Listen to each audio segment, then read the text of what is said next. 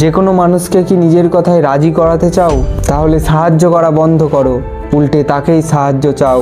শুনতে অদ্ভুত লাগলেও এটাই ডার্ক সাইকোলজির কার্যকর ট্রিক।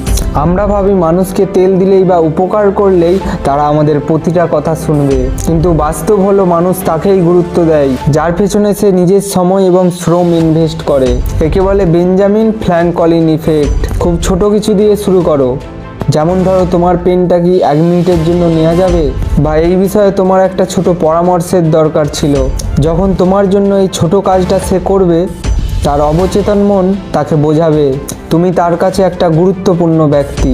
মানুষ যখন তোমার জন্য একটা ছোট ইনভেস্টমেন্ট করে ফেলে, তখন পরবর্তীতে তোমার কোনো বড় অনুরোধ না বলা তার কঠিন হয়ে পড়ে।